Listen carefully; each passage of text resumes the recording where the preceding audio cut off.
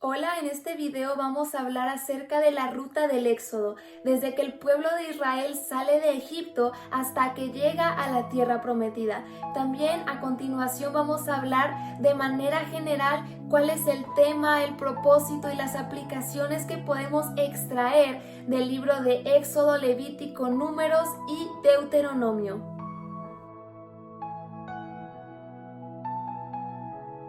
Éxodo significa salida. Esta etapa comienza con la muerte de José, la multiplicación del pueblo hebreo en Egipto y termina con la muerte de Moisés. Este libro relata dos grandes eventos de la historia de Israel: la estadía y la salida de Egipto del pueblo de Dios y la entrega del pacto de la ley en el Sinaí.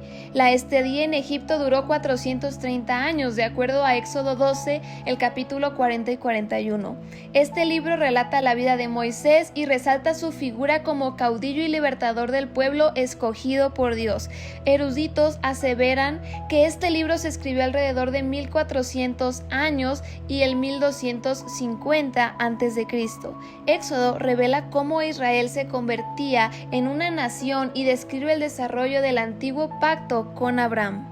Levítico concierne a los levitas. Un levita era un miembro del clan de Leví, el grupo del cual Dios seleccionó a una familia para supervisar la administración de todas las leyes religiosas. El libro de Levítico es un registro de las leyes que Dios les había transmitido a través de Moisés. Seguir todas estas leyes de manera exacta y precisa era necesario para retener las bendiciones de Dios, tanto para ellos personalmente como para su nación en general. Un aspecto importante de estas leyes es que debían apartarlos de otras tribus y pueblos. Los israelitas eran diferentes porque, a diferencia de todos los demás, eran el pueblo elegido. En Levítico sucedieron las ofrendas, el sacrificio, las fiestas, las leyes, que eran principios morales y espirituales. Números se llama así porque se levantaron dos censos del pueblo y cita las cifras de todos los israelitas tribu por tribu. El tema central del libro es desde la salida del monte Sinaí hasta la estadía en los valles de Moab, es decir, la peregrinación en el desierto y la incredulidad del pueblo. Debido a que los israelitas no quisieron confiar en Dios, quien los había librado de forma poderosa de los egipcios, y no creyeron que podía salvarlos de los cananeos, esta ocasión el Señor los condenó a vagar en el desierto hasta que muriera la primera generación que salió de Egipto. De este castigo solo quedarían excluidos Josué y Caleb, de acuerdo a Números 14 del 20 a 35. Y los aspectos teológicos de este libro es que Dios es santo y no da por inocente al culpable. Dios es guiador del pueblo en medio del desierto, es el sustentador de su pueblo y también es un Dios justo y amoroso. Deuteronomio, segunda ley o repetición de la ley por su nombre, habla acerca de la travesía por el desierto había cesado. Ahora era el tiempo de que la nueva generación de Israel se levantara para conquistar la tierra. En su intento por alcanzar este objetivo, Moisés resume de manera exacta, extraordinaria, los libros anteriores y les recuerda las maravillas que ha hecho Dios con ellos. Además, los reta a permanecer fieles al Señor. El objetivo principal del libro es relatar las maravillas y milagros que Dios había realizado en el pasado a la nueva generación que se levantó en el desierto. También se les recordó los mandamientos y leyes dadas por Dios en el Sinaí para estimular en ellos lealtad a Jehová. En este libro se explican los privilegios y las responsabilidades del pueblo y su relación con Jehová. Moisés desafía al pueblo a escoger qué camino desean seguir y les muestra los beneficios y consecuencias de los mismos, el camino de la obediencia y desobediencia, como dice Deuteronomio 28.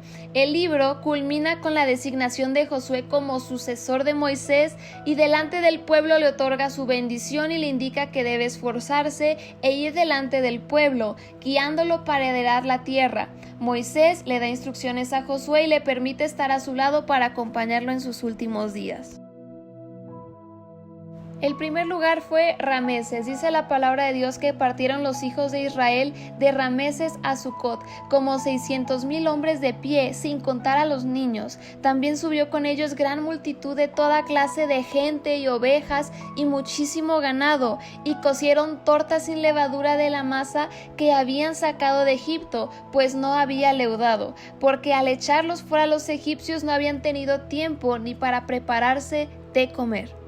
Sucot. El pueblo no fue llevado a través de la tierra de los filisteos que estaba cerca, para que el pueblo no se arrepintiera ni se devolviera a Egipto al tener que enfrentar una guerra. Así que Jehová hizo que rodearan el camino del desierto del Mar Rojo. Después de Sucot acamparon en Etam a la entrada del desierto. Jehová los guiaba a través de todo el camino con una nube en el día y con una nube de fuego en la noche.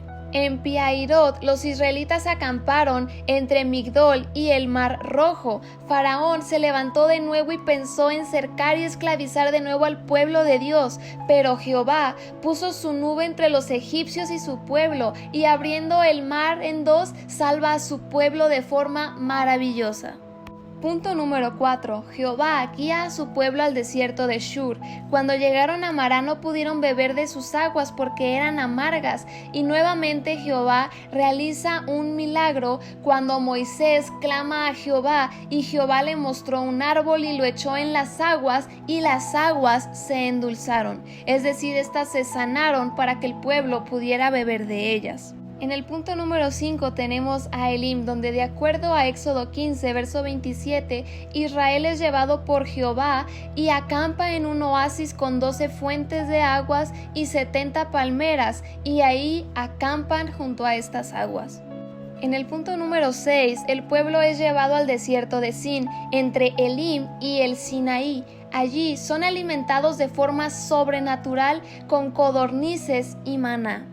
En Refidim, como dice Éxodo 17, del 1 al 16, Jehová hace salir agua de una roca para que el pueblo bebiera. En este lugar también Israel luchó contra Amalek, y es allí cuando le levantan los brazos a Moisés, y cada vez que se los levantaban, ellos vencían.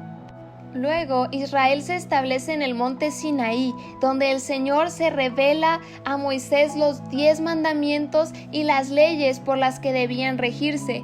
También Moisés recibe las indicaciones para construir el tabernáculo y toma ofrenda del pueblo para llevar a cabo su construcción. En los campamentos en el desierto, de acuerdo a Números 11 del 10 al 30, Jehová llama a 70 hombres ancianos para ayudar a Moisés con la carga del pueblo.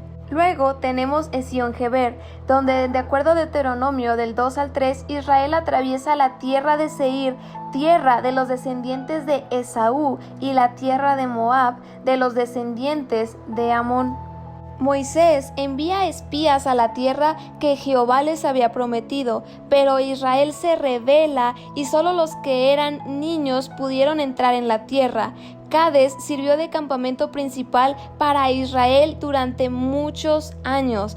Luego tenemos el río Arnón, donde de acuerdo a Deuteronomio 2 del 24 al 37, Israel destruye a los amorreos.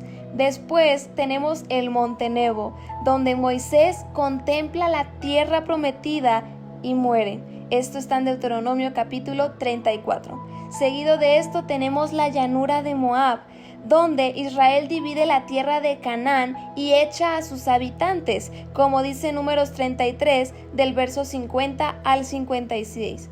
Luego tenemos el río Jordán, donde de acuerdo a Josué 13, de 3 al 5, Israel cruza este río y las aguas del río se secan al paso de los sacerdotes que llevan el arca del pacto. También tenemos luego a Jericó, donde de acuerdo a Josué 6, los hijos de Israel tomaron la ciudad y la destruyeron.